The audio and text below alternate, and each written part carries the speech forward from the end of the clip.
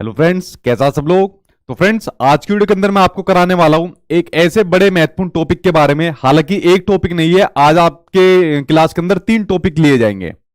देखिए, इतने बड़े महत्वपूर्ण टॉपिक है आपके, जो आपके सीटेट के एग्जाम में हमेशा पूछे जाते हैं। 1 नंबर का जरूर आता है आपके एग्जाम में यहां से। तो तीनों ही टॉपिक बड़े आसान है। आज की वीडियो के अंदर जो चीज आपको बताऊंगा, सेम उसी पैटर्न पर आपके एग्जाम में क्वेश्चन आते हैं जो सीटेट के एग्जाम में आते हैं। आज आपका टॉपिक नंबर 2 है। जितने भी आपके एग्जाम के लिए महत्वपूर्ण टॉपिक या चैप्टर होते हैं, उनको मैं आपके लिए कराता जा रहा हूं। कल मैंने जीन प्याजे कराया था, आज आपको ये करा रहा हूं, टॉपिक नंबर 2। तो टॉपिक नंबर 2 के अंदर भी 3 टॉपिक है, जिसमें पहला टॉपिक है मैप।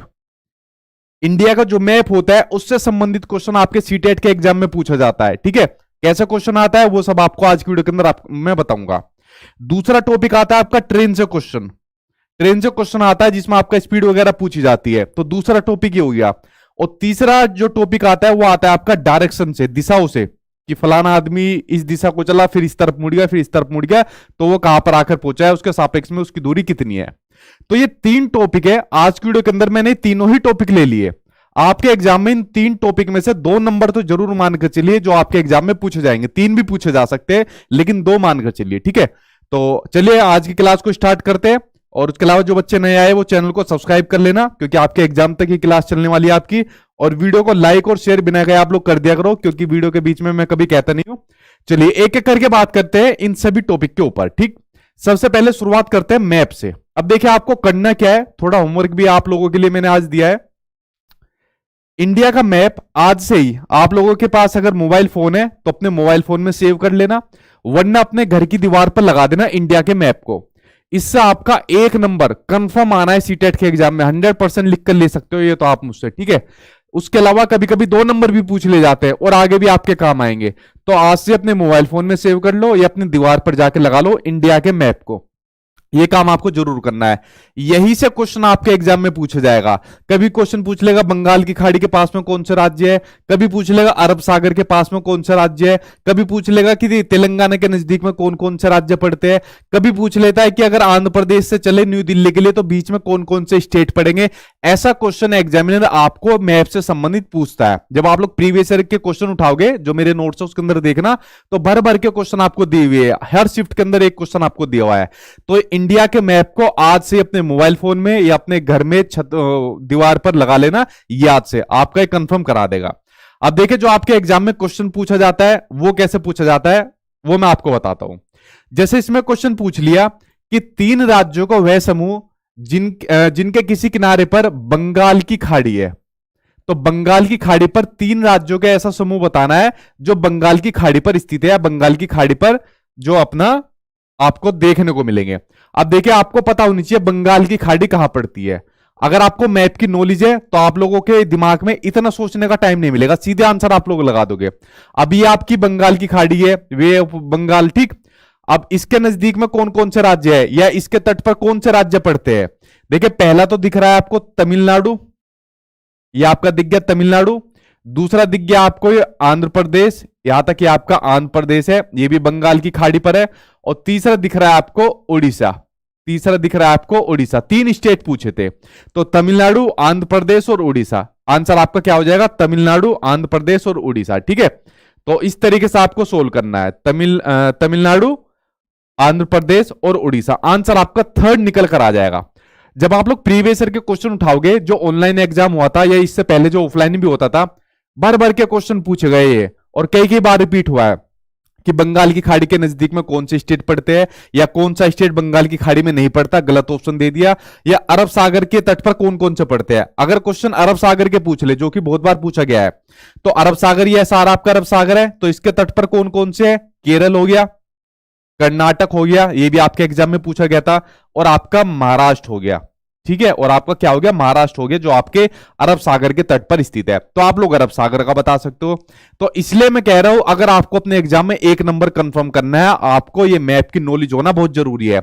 इतना सोचने की जरूरत नहीं थी, सीधा दिमाग में हिट करता। आपका बंगाल की खाड़ी पूछ लिया तो ये स्टेट उसके नजदीक है। ठीक है, तो ये काम आपको करना है। चलिए अगला देखते हैं, अगला क्या क्वेश्चन पूछा है। अगला क्वेश्चन भी मैप से लिया हुआ है। क्वेश्चन पूछ लिया कि मिजोरम के निकटवर्ती राज्य पूछ लिए, यानी जो मिजोरम स्टेट है उसके जो नजदीक में राज्य है, यानी जो उससे जुड़े हुए राज्य है वो आपसे पूछ लिए। अब मिजोरम कहां पड़ता है? नॉर्थ ईस्ट की तरफ पड़ता है, 7 स्टेट पड़ते हैं नॉर्थ ईस्ट की तरफ, ठीक है, जिनको सेवन सिस्टर के नाम से भी जाना जाता है। तो देखते हैं मिजोरम के नजदीक में कौन कौन से पड़ते हैं। आओ भाई दोबारा मैप के ऊपर, अगर आपको नॉलेज है तो आप लोगों ने अभी तक आंसर भी बता दिया होगा। देखो भाई ये रहा आपका और हमारा मिजोरम, ठीक है। अब इस मिजोरम के नजदीक में कौन कौन से स्टेट पड़ते हैं उनको देखना है।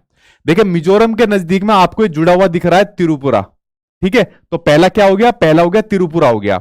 मिजोरम से जुड़ा हुआ है ये येलो कलर का आप लोग देख सकते हो, ये है आपका पूरा असम, ये पूरा जितना बड़ा दिख रहा है ये आपका असम दिख रहा है। तो दूसरा हो गया असम।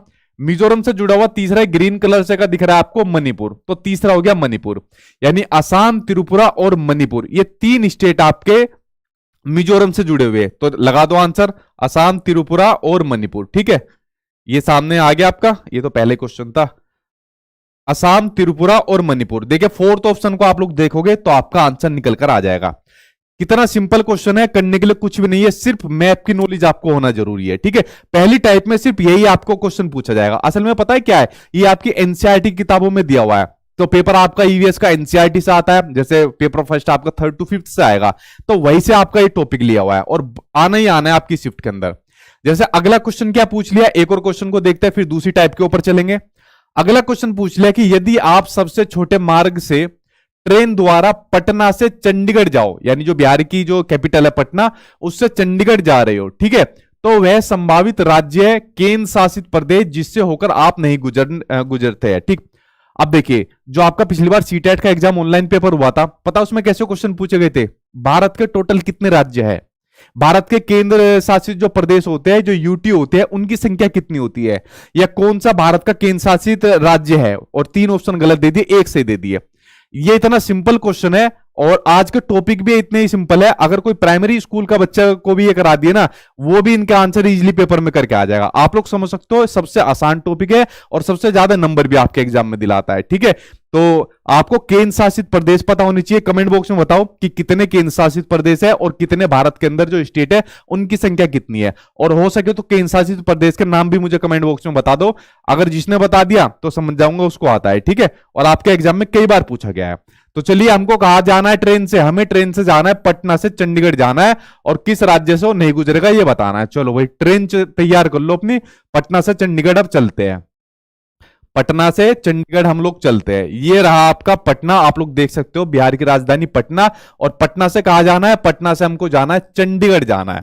अब देखिए जब पटना से चलना स्टार्ट करेंगे तो पहले तो उत्तर प्रदेश गए, तो यूटी नहीं है, ये तो आपका ओनिसरा, फिर दिल्ली गए, यूटी है लेकिन किससे गुजरता नहीं है, ठीक है, नहीं गुजरेगा, तो ये भी ओनिसरा। फिर हरियाणा गए, और हरियाणा के बाद आपका चंडीगढ़ तो पंजाब में आ जाता है। बेसिकली चंडीगढ़ क्या है, आपकी हरियाणा और पंजाब की दोनों की कैपिटल पड़ती है, तो पंजाब से आपको नहीं गुजरना पड़ेगा, आंसर आपका पंजाब हो जाएगा, ठीक है। इस तरीके से ट्रेन का हमने पूरा सफर करा, यात्रा करी, तो आंसर क्या हो जाएगा? पंजाब हो जाएगा। कहा गया भाई आपका, ये रहा 3rd ऑप्शन आपका इसके अंदर सही हो जाएगा। तो ऐसे क्वेश्चन आपके पूछे जाते हैं, आपके जो मैप से संबंधित क्वेश्चन आते हैं। कुछ नहीं करना, सिर्फ मैप को अपने मोबाइल फोन में रख लो, फोटो के माध्यम से या दीवार पर लगा दो, आपका 1 नंबर जरूर हो जाएगा, 1 से 2 नंबर भी हो जाएगा, तो अगर आपने ये वाला काम कर लिया। चलिए बढ़ते अब आपके दूसरी टाइप के ऊपर। दूसरी टाइप जो पूछी जाती है वो पूछा जाता है क्वेश्चन आपका रेल से जुड़ा हुआ। और रेल से जुड़ा क्वेश्चन क्यों जुड़ा जाता है? क्योंकि एनसीईआरटी में ये चीज दी हुई है, ठीक है। तो चलिए बात करते हैं अब रेल से जुड़े हुए क्वेश्चन को सोल्व करने के लिए क्या करना है। देखिए मैं आपको एक चीज बता दूं, आपके लिए आसान कर रहा हूं। ट्रेन से संबंधित जो क्वेश्चन जो न्यूमेरिकल आपके एग्जाम में आता है, ज्यादातर 99% एक ही क्वेश्चन आता है, आपको एवरेज स्पीड पूछेगा कि एवरेज स्पीड कितनी है, डिस्टेंस दे देगा यानी दूरी दे देगा और टाइम दे देगा, और पूछेगा एवरेज स्पीड कितनी है, बस। इसके अलावा न्यूमेरिकल आज तक आया ही नहीं है सीटेट के एग्जाम में। पिछली बार ऑनलाइन पेपर जो हुआ था अलग अलग शिफ्ट में, तो वहां पर भी यही क्वेश्चन सेम में रिपीट करा था, बस डिजिट को चेंज कर दिया था।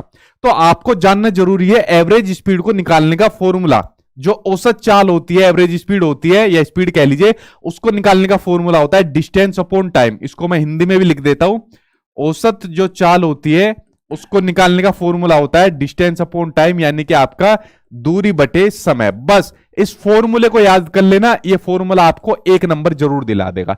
बस आपको काट छाट करनी है, ठीक है, काटना है आपको संख्याओं को। दूसरी एक चीज बड़ी महत्वपूर्ण है, इसी न्यूमेरिकल के अंदर आती है वो चीज भी।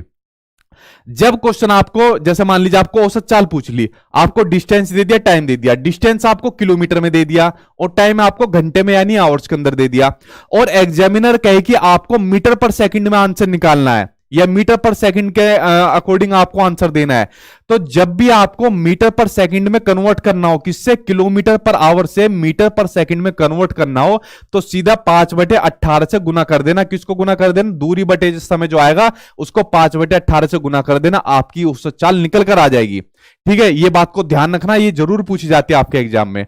अगर क्वेश्चन के अंदर आपको मीटर पर सेकंड दिया हो और किलोमीटर पर आवर में कन्वर्ट करने के लिए कहे, तो फिर उल्टा कर देना, फिर 18/5 से गुना कर देना। ठीक है, समझे आप मेरी बात को, दोबारा रिपीट करता हूं।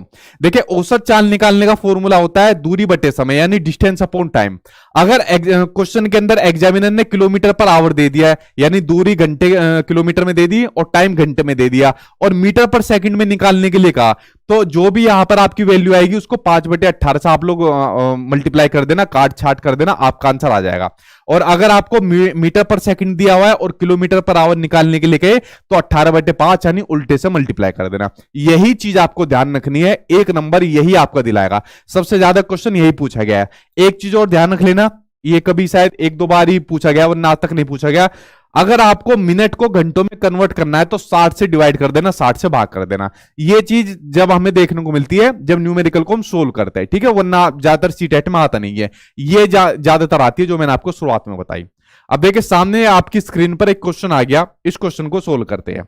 क्वेश्चन आपको दिया हुआ है मडगांव से नागरकोइल। अब पता नहीं जो सीटेट का जो पेपर सेट करता है, जो एग्जामिनर होता है, उसको मडगांव और नागरकोइल से पता नहीं इतना प्यार है, क्वेश्चन भी जो उसने दिए आज तक सीटेट के एग्जाम में सबसे ज्यादा मडगांव और नागरकोइल दिए है। अब प्यार की वजह यह है क्योंकि एनसीईआरटी में दिया हुआ है, इसलिए उसको प्यार है। ठीक है, तो देख लो कितना मतलब सिंपल क्वेश्चन दिया जाता है। तो मडगांव आपका कहां पड़ता है, मडगांव आपका पड़ता है गोवा के अंदर, गोवा के अंदर आपका स्टेशन पड़ता है। नागरकोइल पड़ता है आपका तमिलनाडु के अंदर पड़ता है। ठीक है, ये आपका तमिलनाडु में पड़ता है। तो अब यहां पर दिया है कि मडगांव से नागरकोइल के बीच की दूरी लगभग 1134 किलोमीटर है। तो यहां पर उसने हमें दे दिया डिस्टेंस, क्या दे दिया, डिस्टेंस दे दिया उसने हमें 1134 किलोमीटर में दिया है, तो इसको किलोमीटर लिख दो। 1134 किलोमीटर डिस्टेंस दे दिया। यदि इस दूरी को कोई रेलगाड़ी 21 घंटे में तय करती है, कितने में, टाइम कितना दे दिया, 21 घंटे यानी 21 आवर्स दे दिया, 21 घंटे में तय करती है, तो इन दोनों शहरों के रेलवे स्टेशन के बीच रेलगाड़ी की औसत चाल पूछ ली, यानी कि आपसे एवरेज स्पीड पूछ ली।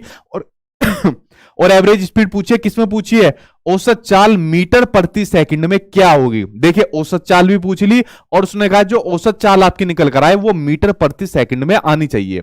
अब देखिए, औसत चाल निकालने का फॉर्मूला क्या था, एवरेज स्पीड निकालने का फॉर्मूला क्या था, वो था आपका डिस्टेंस अपॉन टाइम, यही तो फॉर्मूला था।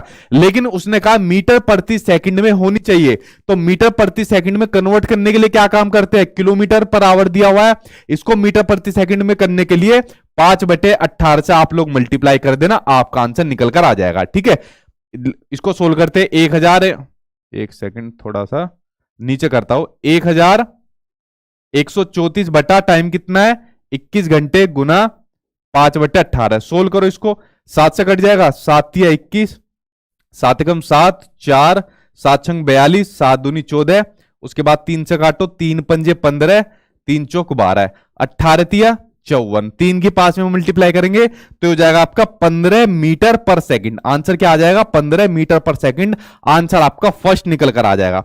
अब देखिए, क्वेश्चन में करने के लिए कुछ भी नहीं था, आपको एवरेज स्पीड का फॉर्मूला पता होना चाहिए था और उसके अलावा मीटर प्रति सेकंड में कन्वर्ट करने की आपको पता होनी चाहिए थी, और करने के लिए इसमें कुछ भी नहीं था। ठीक है, इस तरीके से आपको इसको सोल्व करना है। चलिए आगे बढ़ते हैं। अब आपके नेक्स्ट टाइप के ऊपर, जो आपकी तीसरी टाइप है, तीसरी टाइप आपकी दी होती है डायरेक्शन की।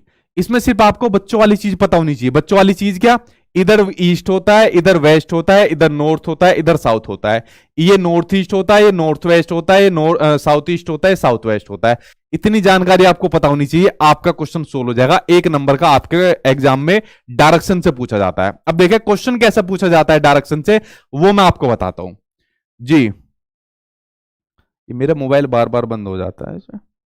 चलिए, हाँ, आंसर भी आप लोग साथ के साथ दे रहे हैं। चलिए अब क्वेश्चन को सोल्व करते हैं। डायरेक्शन वाले क्वेश्चन को कैसे सोल्व करेंगे, इसने कहा है कि आपका घर एक्स पर स्थित है, यानी हमारा घर जो है किसी पॉइंट एक्स पर स्थित है। ये तो अगर आपको ध्यान हो, जो ईवीएस की मैंने पहली क्लास कराई थी, सेम वही क्वेश्चन है, ठीक है। आपका घर एक्स पर स्थित है, तो ये यहां कोई पॉइंट है एक्स, यहां पर हमारा घर स्थित है, ठीक। आगे कह रहा है और आपका विद्यालय वाई पर स्थित है। भाई हमने तो एक्स यहां पर मान लिया, वाई कहां पर मानेंगे, वाई को छोड़ो भी, ठीक। इसने कहा है आप अपने विद्यालय पहुंचने के लिए, यानी वाई पर पहुंचने के लिए आप पहले ठीक उत्तर दिशा में 3 किलोमीटर जाते हैं। तो ये हमारा जो पॉइंट है, ये हमारा घर है, इससे उत्तर दिशा कौन सी हो जाएगी, इधर ईस्ट है, इधर वेस्ट है, इधर नॉर्थ है, तो उत्तर दिशा हो जाएगी ऊपर, ऊपर हो जाएगी उत्तर दिशा। 3 किलोमीटर जाते हैं और फिर ठीक पूर्व दिशा में 4 किलोमीटर जाते हैं। अब यहां से पूर्व दिशा किस तरफ पड़ती है, पूर्व दिशा पड़ती है इधर, तो इधर जाते हैं आप 4 किलोमीटर इधर जाते हैं। तो यहां पर जाने के बाद आप लोग पहुंच गए वाई पर, वाई पर अपने स्थान पर पहुंच गए। वाई क्या था, आपका स्कूल था, अपना आपका विद्यालय था, ठीक है। अब इसने कहा है वाई पर आपके विद्यालय के सापेक्ष, अब ध्यान से मेरी बात सुनना, जितने वीडियो आप लोग देख रहे हो ध्यान से सुनना, बच्चे इसमें बहुत कंफ्यूज होते हैं। जब भी आपसे पूछे किसी भी चीज के सापेक्ष में, तो उसी से आपको डायरेक्शन का पता करना है। इसने कहा कि विद्यालय के सापेक्ष पूछा है, तो विद्यालय से आपको दूरी का पता करना है, ना कि अपने घर से स्कूल के डायरेक्शन का पता करना है। बच्चे क्या काम करते हैं, इसको सही से पढ़ते नहीं है, सीधा अगर उसने पूछ दिया विद्यालय के सापेक्ष क्या दूरी है, तो यही से नाप देते हैं। नहीं, ध्यान सुनना, ध्यान से अपने एग्जाम में ये बात को ध्यान रखना, जिस भी चीज के सापेक्ष पूछेगा वही से आपको डायरेक्शन पता करना है कि दूसरी चीज कितनी डिस्टेंस के दूर पर है, ठीक है, ये आपको ध्यान रखना है। तो इसने कहा विद्यालय के सापेक्ष आपके घर की दूरी और उसकी दिशा कितनी होगी। देखिए स्कूल हमारा ये रहा, ठीक, ये हमारा स्कूल था, इधर ईस्ट, इधर वेस्ट, इधर नॉर्थ, इधर साउथ, ऐसी तो पड़ेगा ना। और ये हो जाएगा आपका नॉर्थ वेस्ट साउथ वेस्ट हो जाएगा, ये साउथ है ना, तो ये आपका साउथ वेस्ट हो जाएगा। तो देखिए आंसर तो पहले निकल कर आ गया साउथ वेस्ट, और किसी के अंदर दिया हुआ नहीं है। लेकिन आपको क्या है, इसको भी सोल्व करना पड़ेगा कि टोटल डिस्टेंस कितना है। अब देखिए यहां पर सीधा पाइथागोरस थ्योरम लगती है इन क्वेश्चन में, और करने के लिए कुछ भी नहीं रहता। तो हाइपोटेनस जब आप लोग निकालोगे, तो इसको निकालोगे, 3 का स्क्वायर हो गया 9, 4 का स्क्वायर हो गया आपका 16, अंडर रूट में 16 और 9 25 हो गए, अंडर रूट कट जाएगा 5 के स्क्वायर से, तो 5 आपका आंसर निकल कर आ जाएगा। 5 किलोमीटर साउथ वेस्ट आपका निकल कर आ जाएगा। क्वेश्चन में हमने कुछ भी नहीं करा, जैसा जैसा एग्जामिनर घुमाता जाए कि भाई पूर्व मुड़ो, अब वहां से आप पश्चिम मुड़ो, अब ऊपर जाओ, अब दाएं जाओ, बाएं जाओ, जैसे जैसे एग्जामिनर आपको घुमाता जाए वैसे वैसे आप लोग घूमते जाना, आपका आंसर निकल कर आ जाएगा, ठीक है। क्वेश्चन में करने के लिए कुछ भी नहीं है। जब आप लोग अपने एग्जाम सेंटर में बैठोगे तो आपके हाथ में एक पेन और एक रफ कॉपी भी आपको मिलेगी, तो उस पर आप लोग इसको सोल्व कर लेना, ठीक है। वहां पर कंप्यूटर पर सोल्व मत करने लग जाना, उस पर पेपर पर आप लोग इसको सोल्व कर सकते हो। तो ये आपका डायरेक्शन वाला आपका जो क्वेश्चन आएगा वो इस तरीके से आएगा, जिसमें आपको दूरी पूछ लेगा और दिशा पूछ लेगा।